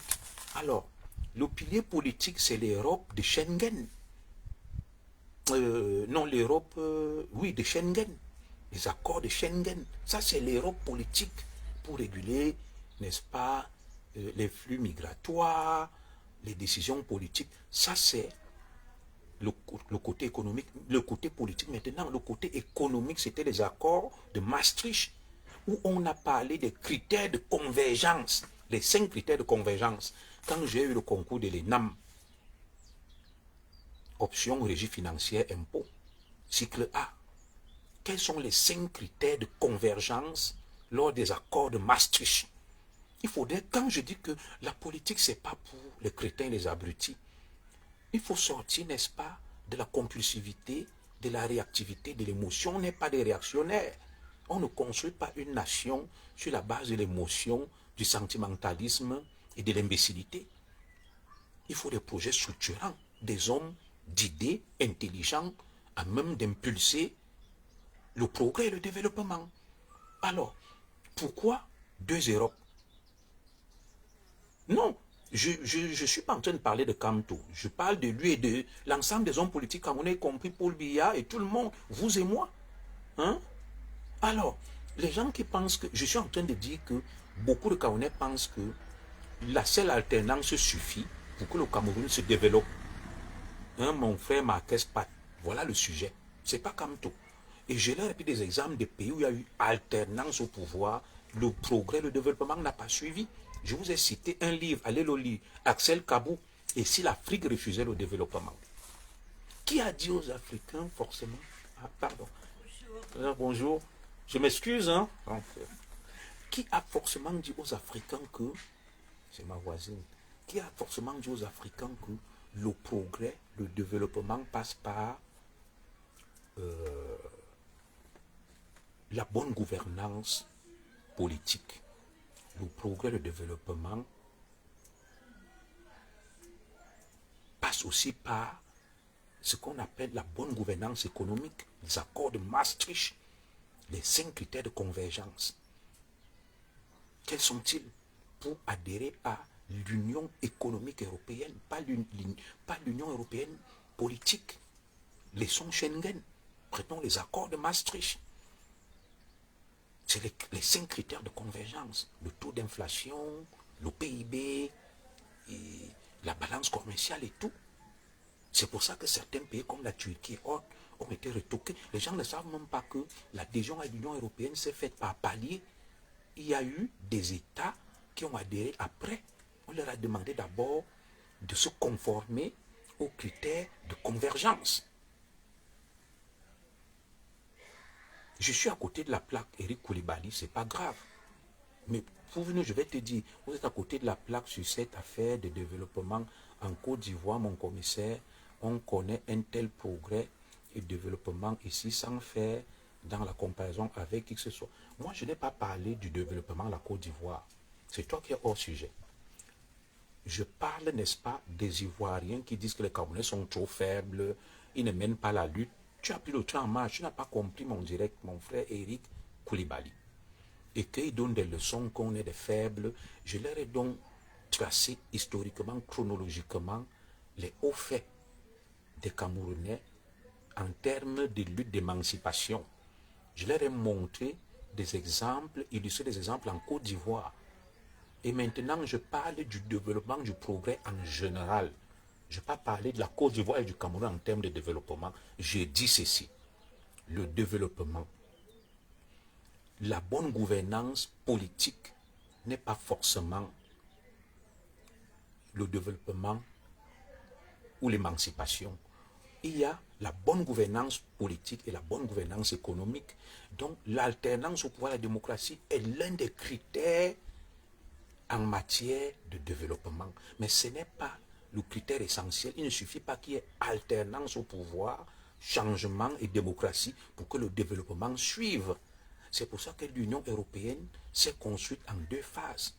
Il y a eu la phase politique des accords de Schengen et il y a eu la phase économique des accords de Maastricht avec les 5 critères de convergence pour faire partie de l'Union européenne économique.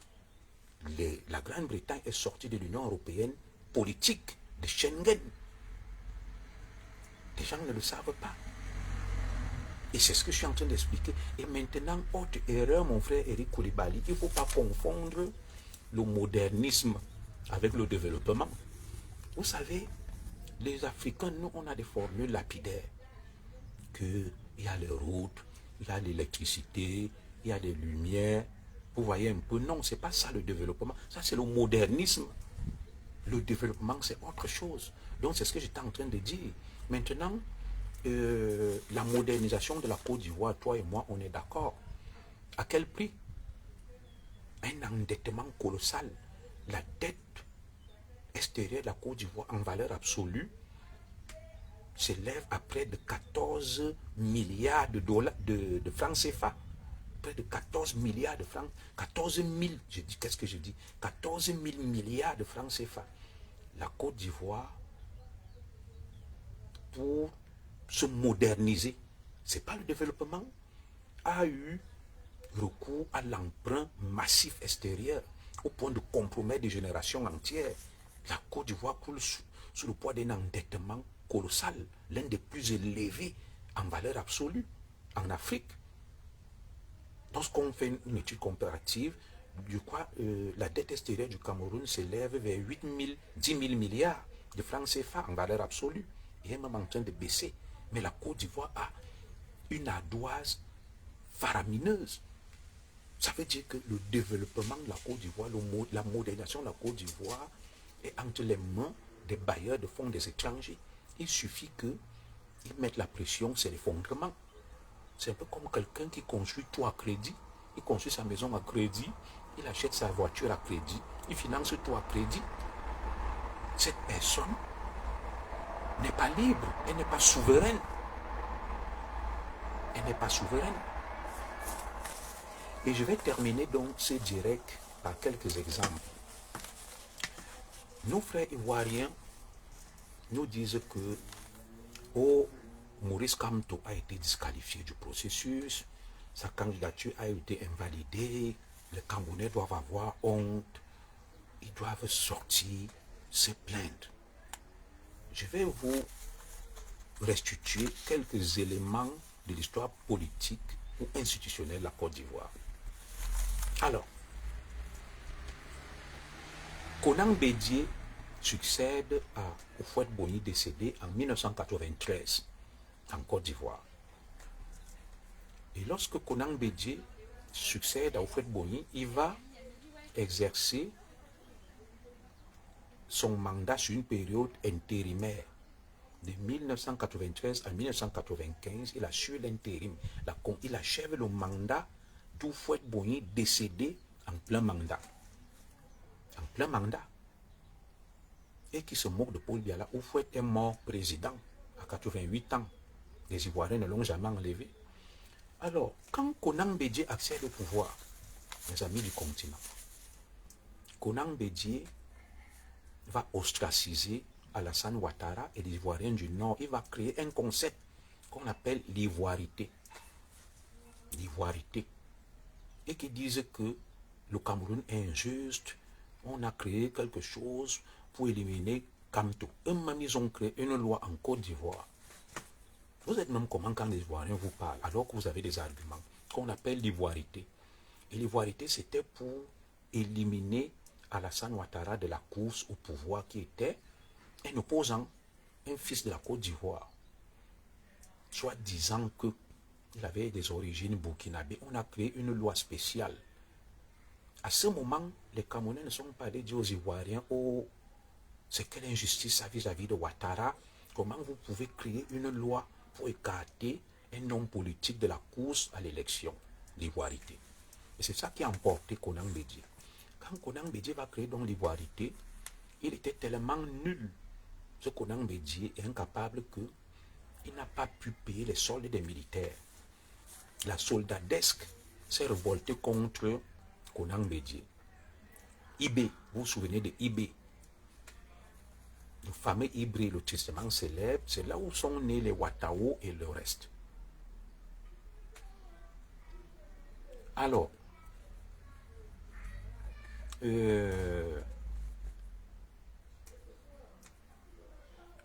mon frère Eric Koulibaly, la dette de la Côte d'Ivoire est très élevée. La Côte d'Ivoire vit sous perfusion des bailleurs de fonds. Vous savez, le développement où c'est comme la France, où on fait recours aux fonds souverains, à l'endettement, aux capitaux financiers, c'est un développement fragile. Ce n'est même pas un développement, je dis la modernisation de la Côte d'Ivoire. Il ne faut pas confondre développement et modernisation. La modernisation n'a rien à voir avec le développement. La modernisation veut dire on construit quelques routes, des hôpitaux. Ça n'a rien à voir avec le développement. Voilà. La Côte d'Ivoire s'est lourdement endettée et a compromis des générations entières. Et vous savez que la dette génère des intérêts, des loyers qu'il faut payer. La Côte d'Ivoire n'arrive même pas encore à payer ce qu'on appelle sa dette nue et propre. La Côte d'Ivoire paye les intérêts des intérêts. Ça, ce n'est même pas le sujet. Donc, je continue en disant que la Côte d'Ivoire va créer un concept qu'on appelle l'ivoirité pour disqualifier Ouattara, un opposant. À quel moment les Camerounais sont allés leur dire que non, c'est injuste, comment vous pouvez créer une loi Konan Bédié pour écarter un homme politique costaud qui a été Premier ministre et tout et tout. On n'est pas allé vous donner des leçons. Est-ce que ça, c'était un exemple de démocratie? Et la Côte d'Ivoire en a pâti jusqu'à la guerre qui a causé des morts. Robert Gueye vient, il chasse Konan Bédié du pouvoir, je crois, en 1999, si je ne me trompe. Mon frère Koulibaly va me donner la date exacte. Il prend le pouvoir et dit, je suis venu balayer. Robert Gueye s'installe au pouvoir, il réintroduit l'ivoirité.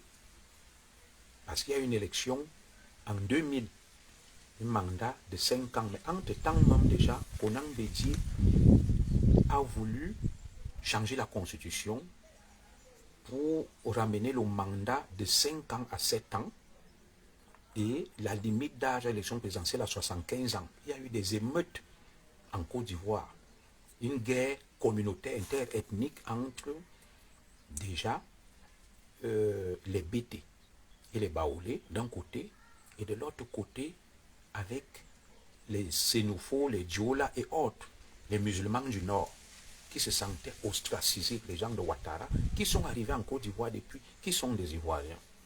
Alors, Robert Gueye, donc, qui fait le coup d'État, doit organiser l'élection en 2000.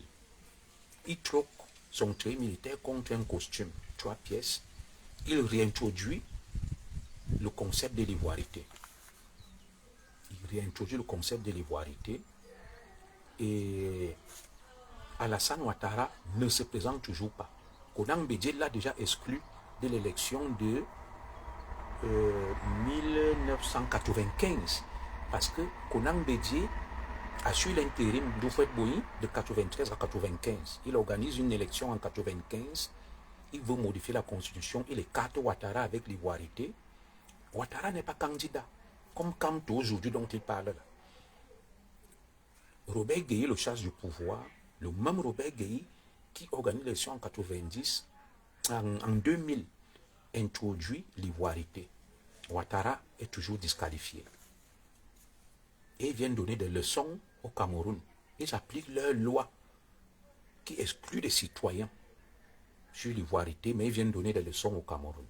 Alors, le désordre va donc commencer en Côte d'Ivoire en 2000, parce que Robert Gueye va perdre l'élection et va vouloir faire un coup d'État. Gbagbo, avec les patriotes, va descendre dans la rue. Ils vont descendre dans la rue et chasser Robert Gueye du pouvoir. Et Robert Gueye va perdre sa vie à la suite de ça. Gbagbo va prendre donc le pouvoir en 2000 par un coup d'État populaire à la suite d'une élection contestée. Quand Gbagbo prend le pouvoir en 2000, il doit organiser l'élection en 2005. Gbagbo ne règle pas le problème de l'ivoirité. Il laisse ça. En 2005, donc, avant 2005, Ouattara et ces gens prennent les armes, que comme nous on est exclus, on ne peut plus continuer comme ça. Gbagbo organise donc une élection, je crois, en 2005. Non, le mandat de Gbagbo finit en 2005. La Cour suprême de la Côte d'Ivoire a invalidé la candidature de Ouattara, s'appuyant sur la loi sur l'ivoirité, et qui disent que oh, on a exclu Kamto, c'est l'injustice. Eux-mêmes, ils ont exclu Ouattara en invalidant sa candidature auprès de l'équivalent du Conseil constitutionnel camerounais, qu'on appelle la Cour suprême de la Côte d'Ivoire. C'est ça qui va donc créer la guerre entre 2000 et 2003. Les rebelles qui vont prendre les armes, occuper Bouaké. À la suite,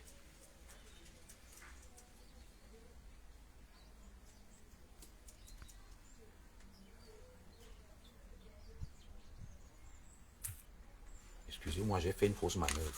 À la suite donc de cette injustice, Ouattara va prendre les armes via les Guillaume Soro, les forces nouvelles occuper Bouaké. Vous connaissez l'histoire.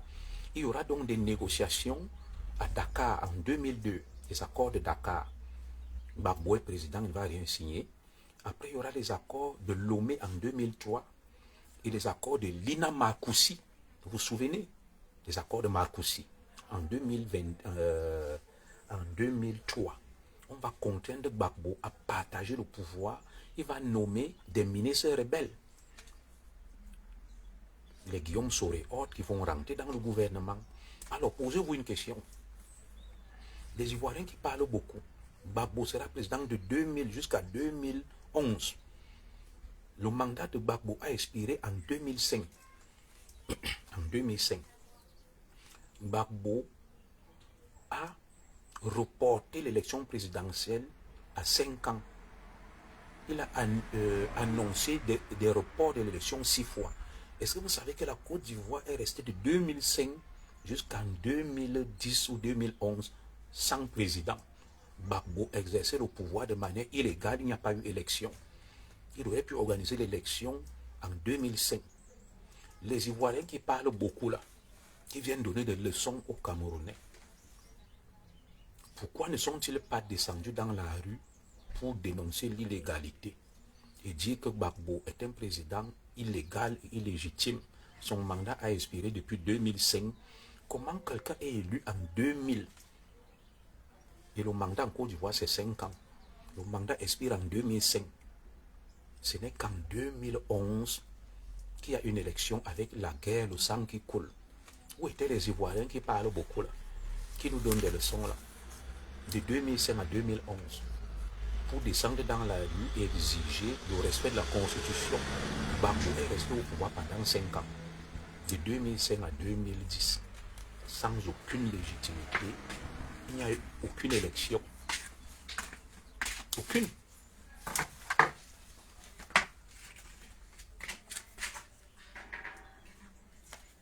Ça va, ma fille?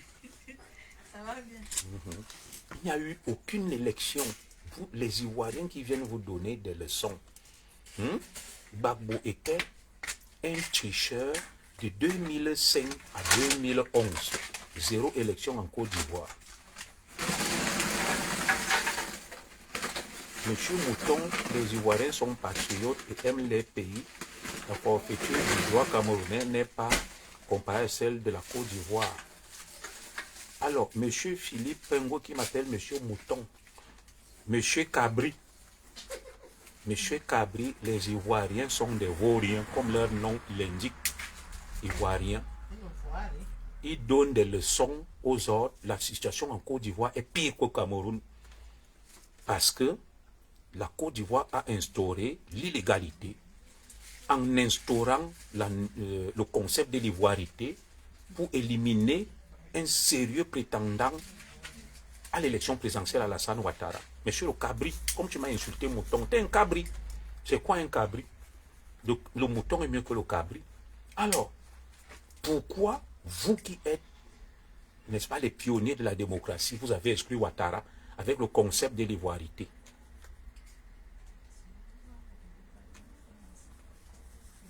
Voilà. Et de 2005 à 2010, quelle élection a été organisée en Côte d'Ivoire? Monsieur Philippe Pengoué, je vais arrêter les insultes pour mettre en avant le côté discursif, cognitif et intellectuel. Est-ce qu'il y a eu une élection en Côte d'Ivoire? Gbagbo était un président de fait qui usurpait la présidence de la République. Où étaient donc les Ivoiriens, les grands patriotes, pour ne pas descendre dans la rue? Le Cameroun a aussi ses réalités que nous appliquons. Quand nous on applique nos réalités, vous venez dire non, ceci, cela. Vous avez toléré que Gbagbo reste au pouvoir de 2005 à 2011 de manière illégale et illégitime sans aucune élection. Vous étiez où? Vous n'avez aucune leçon à donner aux Camerounais. Vous devez vous taire. Vous devez vous taire, mon cher frère. Je n'ai rien après toi, je ne te connais pas. Argument contre argument. Il y a eu la guerre en Côte d'Ivoire à cause de ces lois scélérates sur l'ivoirité. Le sang des Ivoiriens a coulé. Est-on patriote en allant faire couler le sang de ses compatriotes, de ses frères. Votre homme politique qu'on appelle Pascal Affingue Sang en Côte d'Ivoire a dit, un vrai leader, c'est celui qui évite un bain de sang à son peuple. Affingue Sang, ce n'est pas un nom de Kalan Minkoul. Un nom de Kalan Minkoul, c'est Zogo. Donc, Affingue Sang, c'est un Ivoirien qui dit, un leader ne conduit pas son peuple à l'abattoir. D'où vient-il que les Ivoiriens pensent que tout doit se régler par des bains de sang, la violence et la guerre? Où est votre maturité politique? Où est votre responsabilité? Mais vous vous comportez exactement comme les petits des cités ici. Dès qu'il y a un petit problème, ils disent wesh. Ils disent wesh. Ils prennent les couteaux, ils prennent les gourdins, ils veulent abattre tout le monde. Dans un monde civilisé, on règle les problèmes par le dialogue, par le consensus, par l'échange. On ne règle pas les problèmes par la guerre. On descend dans la rue, oh, tuer Konan Bédié. Après ça, tuer Robert Gueye. Oh, tuer Laurent Gbagbo. Oh, tuer Alassane Ouattara. Au final, où est votre côté civilisé? Quelle leçon vous pouvez donner aux Camerounais? Aucune. Aucune. Je préfère même encore la paix avec un jeu comme Paul Biya que des massacres, des viols, des bains de sang. Vous êtes à votre 4e président. La Côte d'Ivoire est toujours en train de brailler, de crier, de hurler, de verser le sang des leurs. Un patriote verse le sang de ses frères. Vous savez ce qu'on appelle un patriote? Donc pour vous, pour que la Côte d'Ivoire soit stable et libre, il faut que le sang coule. Bon, je ne comprends pas. Nous, on est sclérosés dans l'immobilisme avec le vieux Biya, qui est Kakoshim. Je vous le conseille. Vous avez déjà changé 4 présidents en Côte d'Ivoire, mais vous êtes toujours en train de hurler avec des gourdins, des couteaux, des bâtons en main. Où est la logique dans votre posture? Où est la logique? En termes de comparaison, on suppose que la Côte d'Ivoire devrait quand même être plus stable que le Cameroun, puisque vous avez changé de président. Mais la Côte d'Ivoire en est toujours au point où les gens ont des haches, des gourdins, des marteaux. Votre président Gbagbo, peut-être qu'il n'a pas suivi mon direct au début, mon frère Koulibaly a écrit un livre, va le lire. Pour la vérité et la justice, il reconnaît la sagesse de Paul Biya. Ce n'est pas moi, c'est le livre autobiographique de Laurent Gbagbo, le grand leader que je respecte en Côte d'Ivoire. Et quand on regarde même les âges, je vais vous donner les âges de Ouattara et de Gbagbo. Voilà. J'ai pris le temps de me renseigner. Ouattara est âgé de 83 ans. Gbagbo de 80 ans. Où est la jeunesse? Où sont les jeunes? Les Guillaume Soro, les Blé-Goudé. Au point où on parle de 2 vieillards qui se disputent le pouvoir et veulent faire couler le sang des Ivoiriens. Alassane Ouattara, 83 ans. Laurent Gbagbo, 80 ans.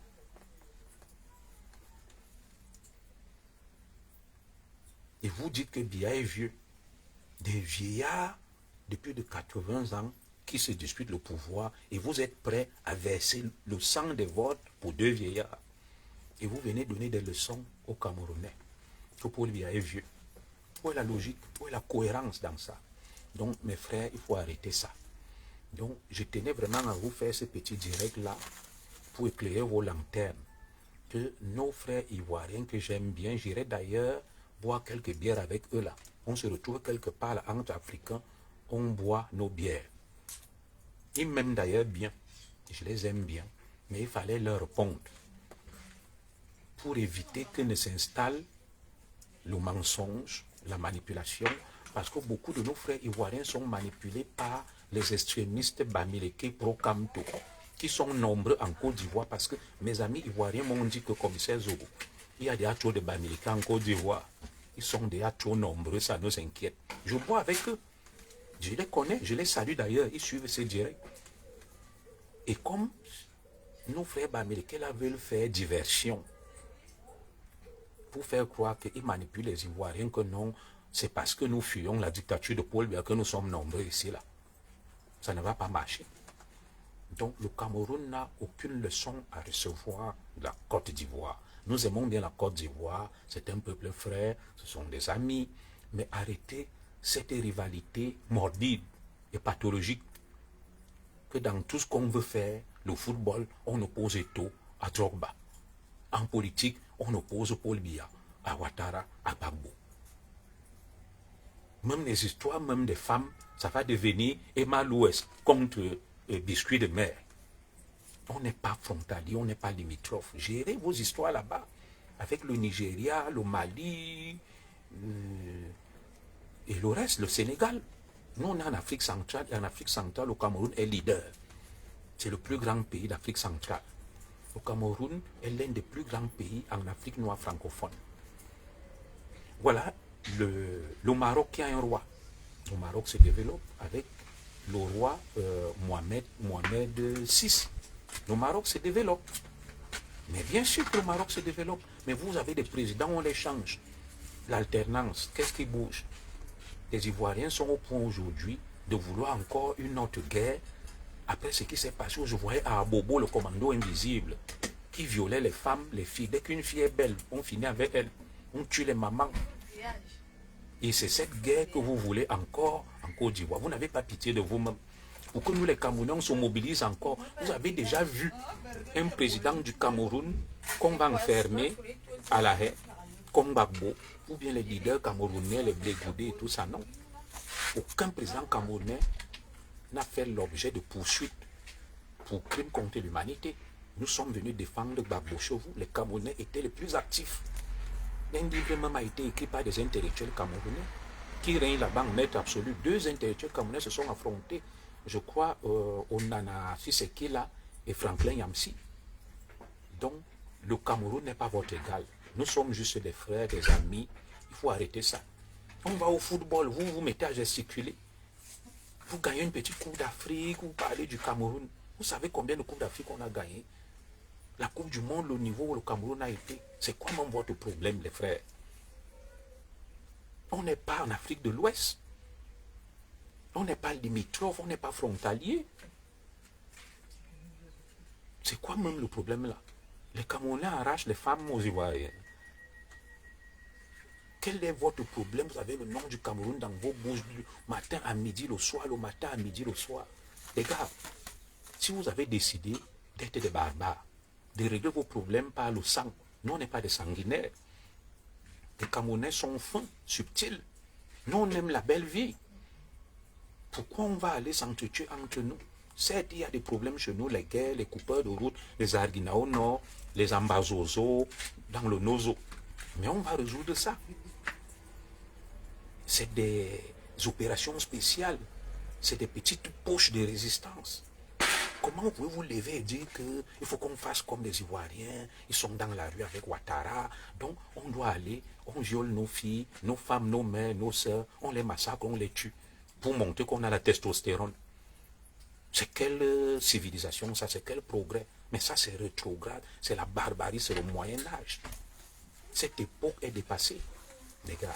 Donc moi je vais m'arrêter là, laissez-moi boire mon vin rose tranquillement. Ma fille et ma femme me font un bon barbecue là. Je suis dans mes vacances, je suis obligé encore d'aller sortir pour venir vous répondre. Il n'y a pas la paix avec vous. Je vais faire un direct sur TikTok mardi. Vous savez, vous connaissez mon compte TikTok, le Zigli. Parce que sur TikTok, il y a beaucoup d'Ivoiriens. Je vais bien, pas les laver, ce sont mes amis Ivoiriens que j'aime bien. Mais je vais essayer quand même de les recadrer. Qu'ils arrêtent de diffuser des fake news, des contes de vérité. Moi, je ne savais pas qu'on est un héros parce qu'on est un barbare. Parce qu'on tue, parce qu'on règle le problème par la violence, par la guerre. On est un héros. Non, on est plutôt un barbare. On n'est pas civilisé. Lorsqu'on prône la guerre, la violence, ça s'appelle la barbarie. J'essaie de prendre ça en exemple. Donc les gars, moi je ne sais pas, il est quelle heure là? Moi je vais m'arrêter là. Il est 17 heures. Je vais m'aller retrouver mes frères ivoiriens là pour boire nos bières. Ils écoutent ce direct là. Ils aiment beaucoup me suivre. Ce sont les frères ivoiriens là. Chaque fois que j'allais vers eux, ils me disaient que Paul Biya est fini. Oh, tu as vu, je leur ai dit que laissez l'affaire là. Le Cameroun a plus de 250 ethnies. Ceux qui viennent vous parler là, c'est une poignée d'extrémistes. Pro-Kamto, tous des Bamileke. Et je leur ai dit que vous verrez, Kamto ne sera pas candidat. Ils m'ont dit non. Ils sont trop forts. Le commissaire, c'est fort au Cameroun. L'autre jour, je suis reparti là-bas. Ils m'ont payé à boire, ils m'ont porté comme un héros. Ils me disent que non. Les gars là ont essayé de nous mentir, de nous manipuler. Comme nous, on ne connaît pas bien le Cameroun. Le Cameroun est une mosaïque. Je vous le répète. Et c'est par ça que je vais m'arrêter. De plus de 250 ethnies. Et une seule ethnie ne peut pas dicter sa loi pour prendre le pouvoir au Cameroun. Hein, Makosso, dis ça à tes frères en Côte d'Ivoire. Et Malouest, dis ça à tes frères que le Cameroun n'est pas la Côte d'Ivoire. Pour prendre le pouvoir au Cameroun, il faut un certain consensus national autour des 250 ethnies, à la différence des 4 ethnies de Côte d'Ivoire. Les Mandés, qui sont composés des Bambara, des Dioula, des Malinké, le groupe Krou constitué des Bété, le groupe Gou constitué des Sénéfo et le groupe Akan des Baoulés. Au Cameroun, nous sommes plus de 250 ethnies. Et nos frères Bamileke, la petite minorité pro-Kamto, viennent vous mentir qu'ils sont trop forts, ils vont prendre le pouvoir. On ne prend pas le pouvoir au Cameroun en s'appuyant sur son ethnie. Faux. C'est pour ça que je vous ai dit qu'ils ne peuvent pas. Le pouvoir au Cameroun se négocie. C'est un jeu d'équilibriste entre les différentes communautés et différents groupes ethniques. Il faut trouver un consensus, un juste équilibre. Oui, il faut trouver un juste équilibre. Les gens viennent vous avancer des fadaises qu'au Cameroun, il faut voir les vrais connaisseurs du Cameroun qui vont vous expliquer la vérité sur le Cameroun. Plus de 250 ethnies. Le Cameroun n'est pas constitué que des Bamileke et des Bétis. Si on les enlève, les Bamileke et les Bétis ont besoin de composer avec les autres ethnies pour prendre le pouvoir. Et si on a une démarche suprémaciste hégémonique au Cameroun, malheureusement, on ne peut pas avoir le pouvoir. Donc n'écoutez pas ce que les partisans de Kamto qui boivent le vin avec vous là, mes frères ivoiriens, ils viennent vous dire. C'est faux. Ils vous racontent des fadaises. Le Cameroun a appliqué ses lois sur le cas Kamto. Ils vous disent pas la vérité. Il y a une loi au Cameroun, comme vous avez appliqué la loi sur l'ivoirité pour disqualifier Ouattara, qui dit que un parti qui n'a pas d'élu ne peut pas présenter un candidat à l'élection présidentielle. Et Maurice Kamto a boycotté les élections législatives de 2020. Il n'a pas d'élu. Donc d'office, il s'est tiré une balle dans le pied. C'est ce qu'il doit vous expliquer. Et on applique les lois du Cameroun. On ne va pas changer les lois du Cameroun pour faire plaisir à Maurice Kamto. Deuxième problème de Maurice Kamto, c'est que au lieu d'aller prendre un parti sans histoire, il s'est attaché les services d'un parti qui a un problème de leadership.